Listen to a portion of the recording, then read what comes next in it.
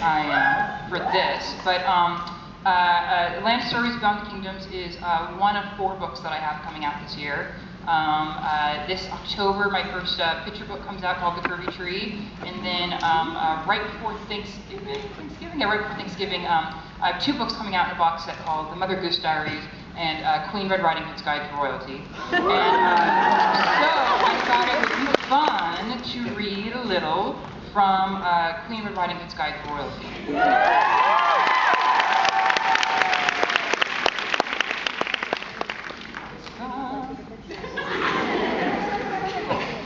The views and beliefs expressed in the following do not reflect the person reading it.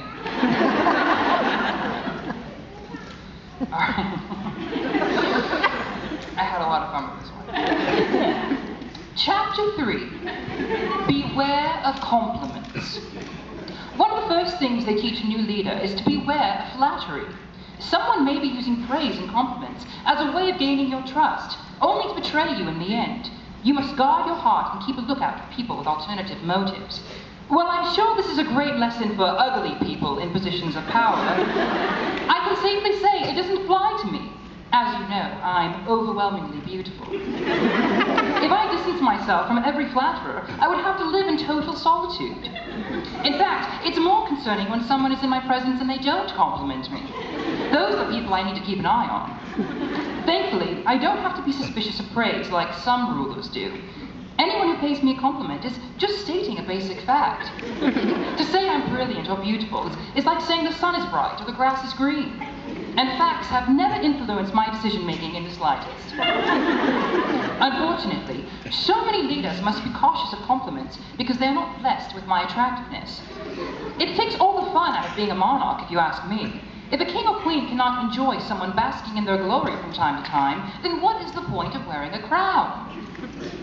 Thanks to my fortunate looks, I believe I've unintentionally come up with a solution for this matter.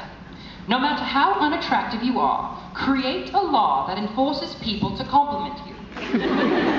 Make everyone in your presence praise you at least 3 times an hour. Even compliment yourself. Don't get out of bed until you've told yourself how wonderful you are. Drown yourself in praise so the harm-doers are muted. If everyone is praising you, the people plotting against you will have to find another way into your head. And if everyone is getting to you, no one can. Sometimes the best way to prevent a burn is by lighting yourself on fire. In one of his edits, Charlie has informed me I need to be very clear that that was a joke. Please do not treat burns with fire. Great, well, I think now we're going to open up for a Q&A.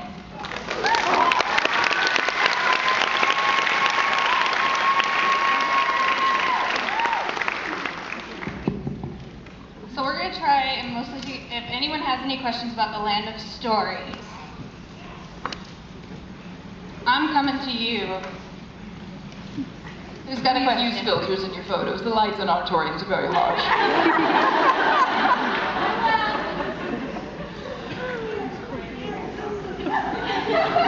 Me first? Okay. Hi, I'm Austin. Hi. My question is, what inspired you to write these stories? Oh gosh, just being a kid, I loved to read when I was a kid. I loved reading about kids that had magical adventures that I wish I had, and even as a young kid, I was just so desperate to add to that world.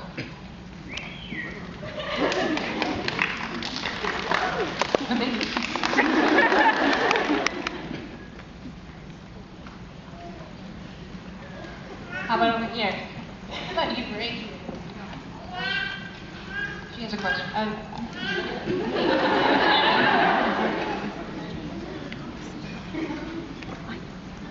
When did you first start writing these books? How old are you? You're 7. Oh, perfect. Oh, well, I was 7. I tried really hard to write a book, and writing a book when you're 7 is very hard. I remember I used to write chapters, and each chapter was a page long, and I'd run them over to my grandmother's house, and she'd edit them for me. But I ultimately made the hard decision to wait till I was older and I knew more words to write a book. And so here I am. What is your favorite book in the series and why? Oh, where are you at? Marco. Oh gosh.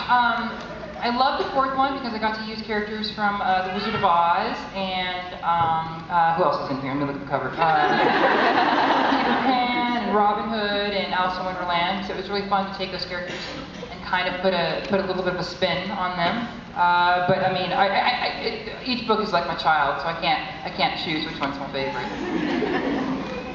Thank you. How did you come up with these characters? Ooh, well, that was easy because a lot of the characters had already been invented before I started tampering with them. I think that the tricky part was just kind of deciding how I wanted to use them and kind of adding my own little element of crazy to each of them. Yeah, thank you. What character do you relate to the most? Do I like what? What character do you relate to the most? Oh my gosh. I mean, I think the twins, they're always a safe answer. Because I'm a Gemini, so Connor and Alex kind of represent my yin and yang. I don't know, sometimes I think I relate a little too much to Mother Goose and Red. And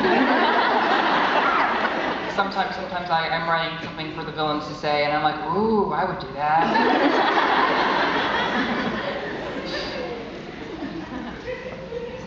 Did you base any of the personalities of the characters on real life characters, or did you go off of how they were originally invented? Most of them I think actually are based on people that I know, but I'll keep that to myself. Yeah, no, I think Red is based on a cousin that I have. Oh, I can't believe I just said that. Oh, Christmas is going to be rough this year.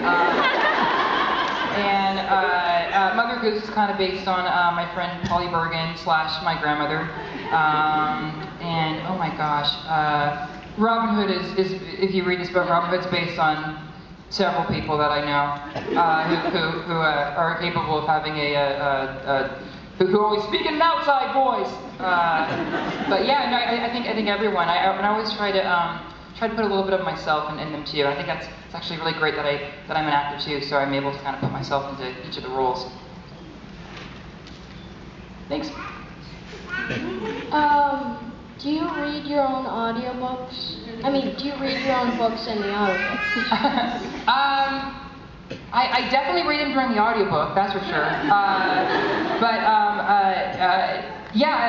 I do get my own audiobooks, which is so tough because you get locked in a room for like 8 hours a day and you just read stuff and I'm constantly trying to change it as I read it, so that doesn't really work out for me very well.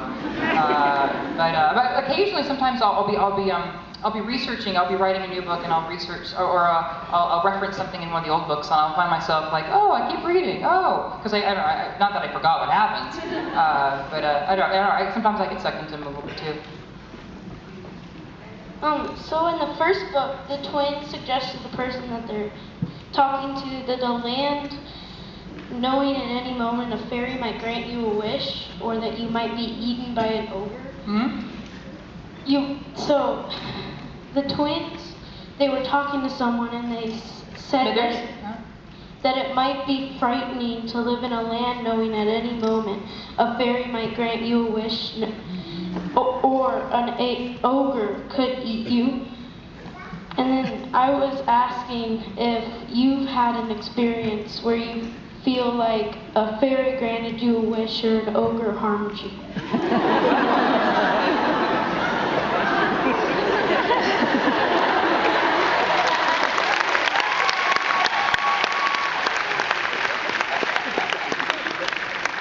Oh, those ogres, they come in all shapes and sizes. All walks of life. Oh my gosh, I've had several fairy encounters.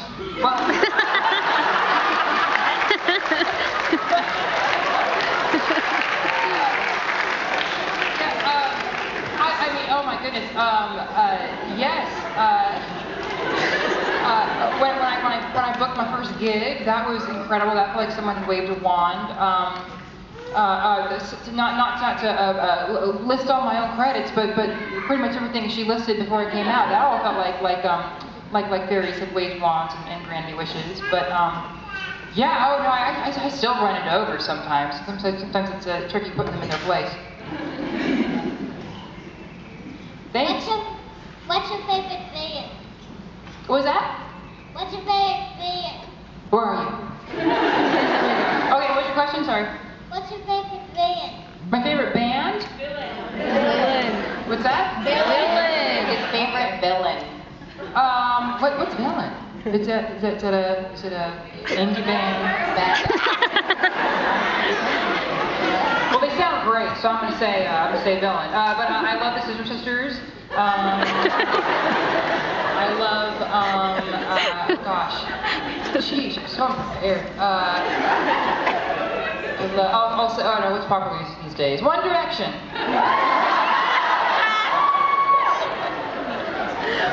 What's your favorite band?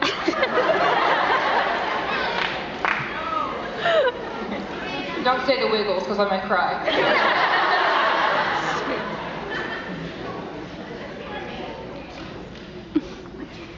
Everyone? Everyone. Well, that's diplomatic. Very cool. Thanks for your question. Does anyone go here? Does anyone go to high school here? I used to.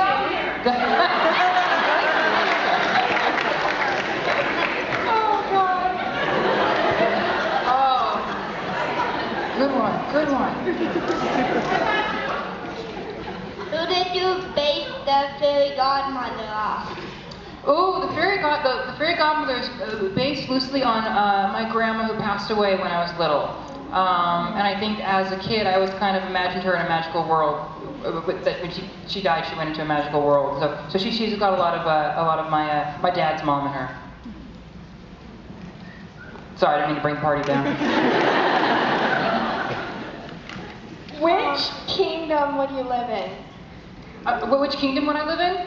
Well, the Sleeping Kingdom sounds great. I would love just to kick back and sleep for 100 years. But I wish I had the map right here. I tell you. But what's that? But maybe I think the Charming Kingdom and the Red Riding Hood Kingdom would probably be a little too obnoxious for me. So I'll say Sleeping Kingdom. If you're a boy in the story, who do you have a crush on?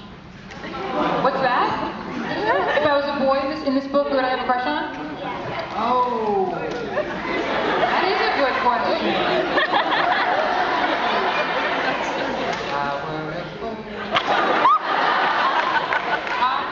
I'm gonna say Goldilocks. Yeah, I love strong women, and she's very, very strong, and it doesn't matter how many soldiers they send her way, she will defeat them all with her sword.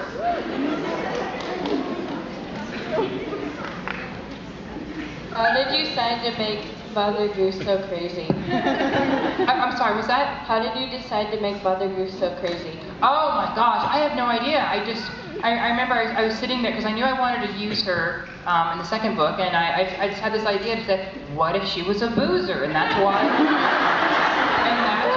she rhymes so much, because every time when she's telling the story, she's just a little tipsy, you know? So I just put it in. Which you all will enjoy when you're 21. Which of the twins do you relate to more if you had to choose one? Oh my gosh. Probably Alex a little bit.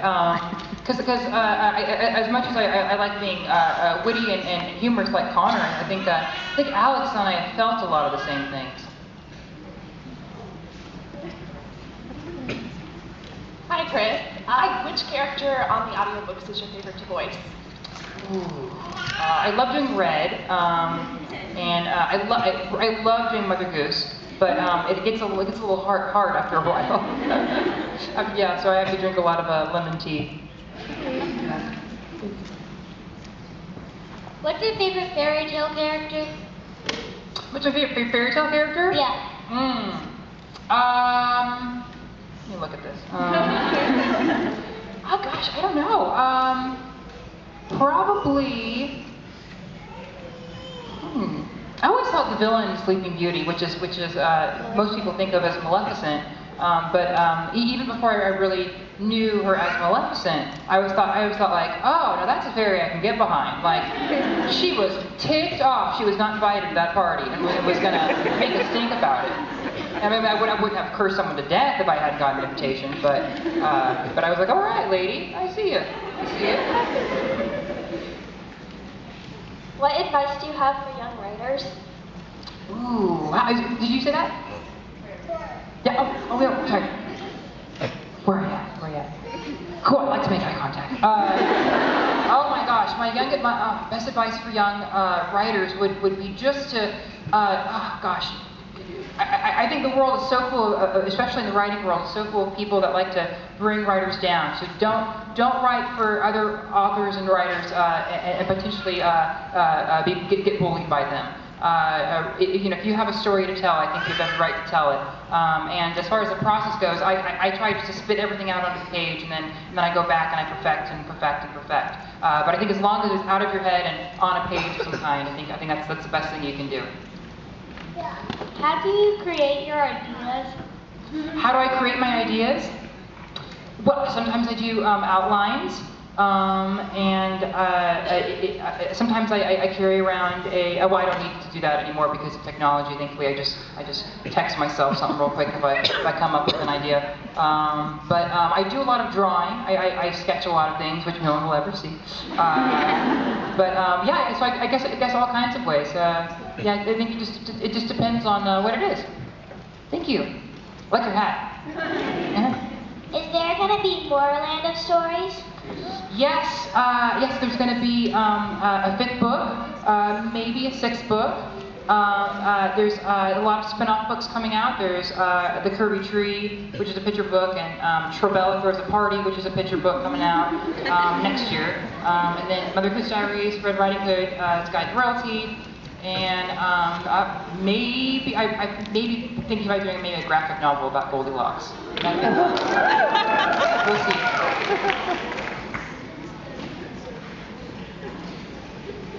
Do you think that the Land of Stories should become a movie, or is it better as a book?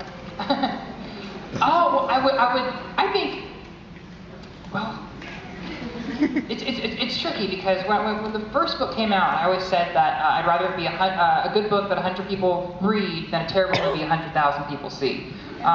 So if it could be a good movie, then I'd be completely down for it. We'll see. We'll see. A lot of people want to see a Land Stories movie. I think it's very possible. Yeah. Thanks. We've got time for about 1 or 2 more questions, guys. Thanks for asking such great questions. Why does Robin Hood yell so much?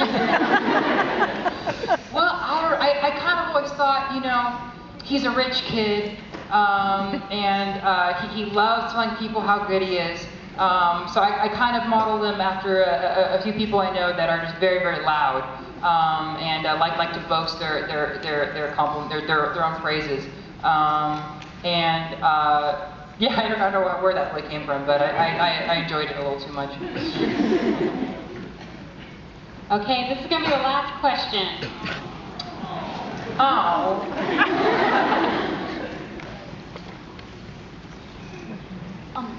If you could jump into any fairy tale, which fairy tale would you jump into? Ooh. Well, like I said, the Sleeping Kingdom sounds great. But I don't know, I think maybe Cinderella. I mean, that must have been one heck of a ball they went to. That was one heck of a party. But it's funny, someone asked me in an interview recently, if I could pick a book to go into, what would it be? And I said, naturally the Harry Potter books, but I'm not hanging out with Harry, Ron, and Hermione. Absolutely not. They can have all the fun they want to chase Voldemort. I'm not going anywhere near that man. I will be at the Perfects Lounge, swimming in the tub, or relaxing in the common room. Talking to McGonagall about cats.